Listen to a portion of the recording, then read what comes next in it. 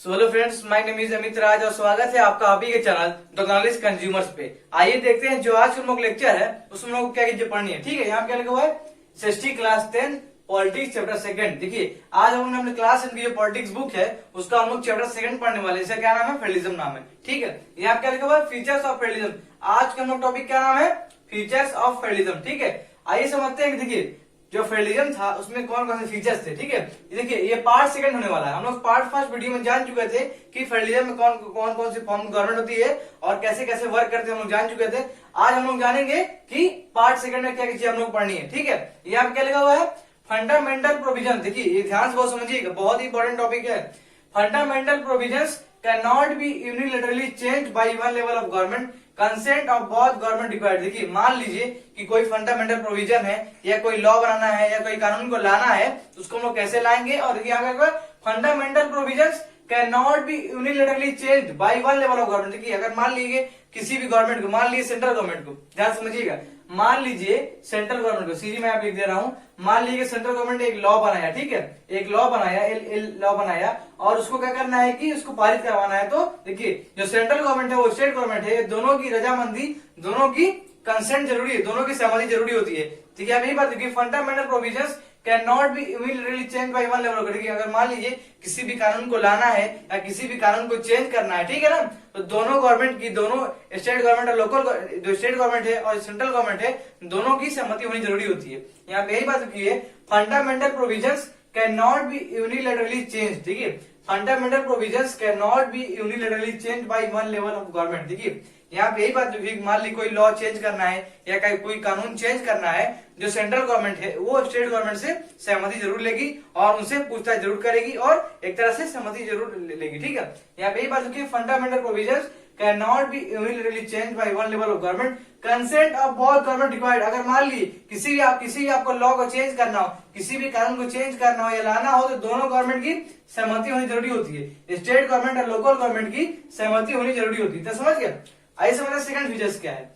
Courts have the power to interpret, courts have the power to interpret constitution and powers of both level of government. देखिए अगर मान लीजिए supreme court है, देखिए courts have the power, देखिए जो court होता है, जो सुप्रीम कोर्ट होता है, उसके पास पावर होती है कि वो कॉन्स्टिट्यूशन में अमेंडमेंट कर सकता है, कॉन्स्टिट्यूशन के किसी भी आर्टिकल में बदलाव कर सकता है, या कॉन्स्टिट्यूशन के अगर कॉन्स्टिट्यूशन देखिए powers of both level government, देखिए अगर मान लीजिए किसी भी लेवल ऑफ गवर्नमेंट की पावर को चेंज करना हो तो वो चेंज कर सकता है। देखिए कोर्ट्स हैव द पावर, देखिए आप लोग ध्यान से, आप लोग इस लाइन को ध्यान से पढ़ेंगे, आप लोग खुद समझ में आ जाएगा। मैं आपको एक्सप्लेन तो कर ही रहा हूं, आप लोग इस लाइन को ध्यान से देखते रहिए, पढ़ते रहेंगे, आप लोग खुद समझ में आ जाएगा। कोर्ट्स हैव द पावर, तो समझिए courts have the power to interpret the constitution. देखिए कोर्ट के पास पावर होती है कि वो कॉन्स्टिट्यूशन को इंटरप्रेट कर सकता है, बदल सकता है। And powers of both level of government, और जो डिफरेंट लेवल की गवर्नमेंट होती है उनके भी पावर को चेंज कर सकता है। Courts have the power, courts have the power to interpret constitution and powers of both level of government। देखिए अगर मान लीजिए जो सुप्रीम कोर्ट है उसको, देखिए सुप्रीम कोर्ट को अधिकार है या एक तरह का पावर है, आप लोग पावर कह लीजिए, courts of the power, supreme court के पास एक पावर होती है कि वो किसी जो इंडिया का कॉन्स्टिट्यूशन है उसको बदल सकता है या उसको एक तरह से अमेंड कर सकता है। ठीक है, and powers of both level of government, अगर मान लीजिए कि डिफरेंट लेवल्स की, हम लोग जो आप लोग जानते भी होंगे, आप लोग जानते भी हैं कि हम लोग की इंडिया में डिफरेंट लेवल्स की गवर्नमेंट होती है, तो उसको उसके पावर्स को भी चेंज कर सकती है। तो समझ गए, courts have the power to interpret constitution and powers of both level of government. देखिए ये सुप्रीम कोर्ट के पास पावर होती है कि वो डिफरेंट लेवल्स की गवर्नमेंट की पावर को चेंज कर सकती है और कॉन्स्टिट्यूशन को इंटरप्रेट कर सकती है। तो समझ गए।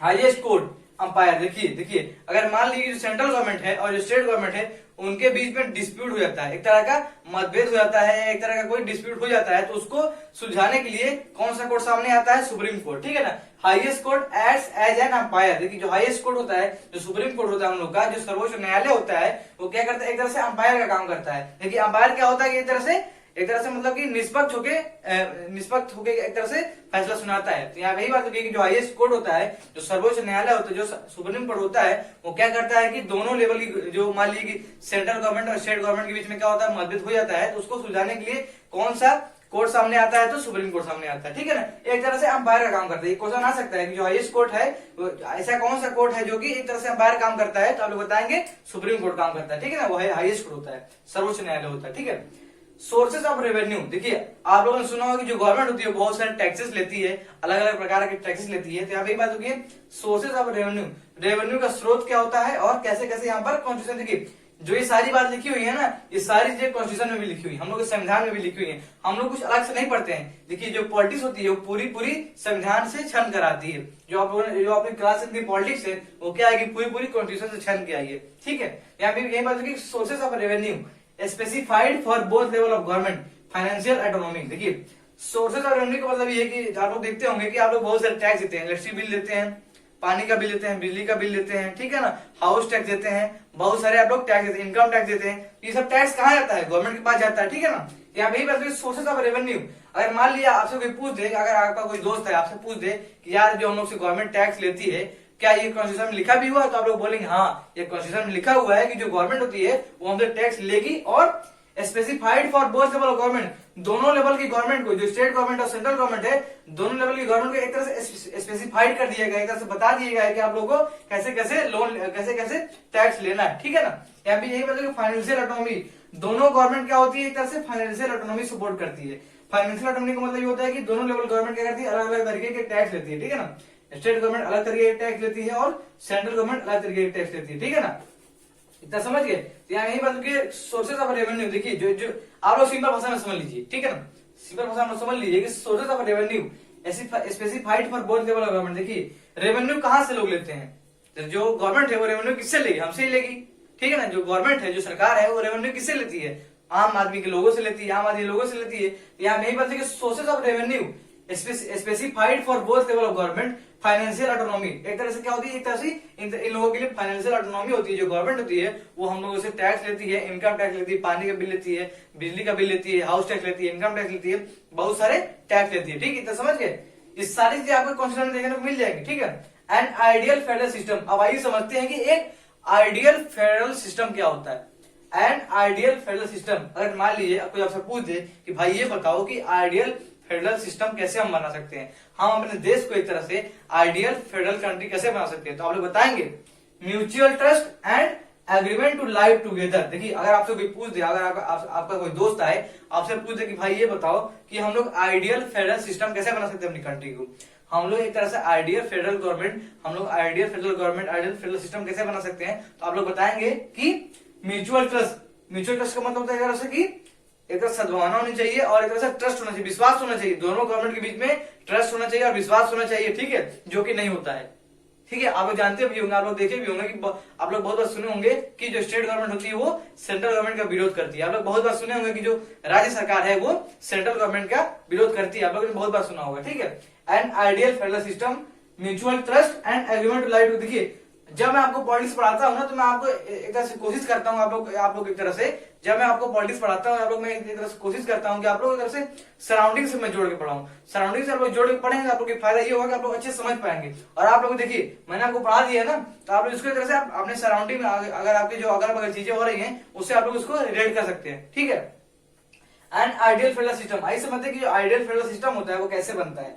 Mutual trust and agreement to live together. देखिए क्या होना चाहिए, दोनों गवर्नमेंट के बीच में विश्वास होना चाहिए और एक तरह से एग्रीमेंट होना चाहिए कि एक दोनों साथ में रहे, दोनों साथ में मिलकर काम करें। जो स्टेट गवर्नमेंट है और जो लोकल गवर्नमेंट, जो स्टेट गवर्नमेंट है, जो लोकल गवर्नमेंट है, जो सेंट्रल गवर्नमेंट है, वो तीनों मिलकर साथ में काम करें और एक तरह से विश्वास बनाए रखें। इसका मतलब यही होता है आइडियल फेडरल सिस्टम का मतलब यही होता है कि mutual trust and agreement to live together. इतना समझ गया?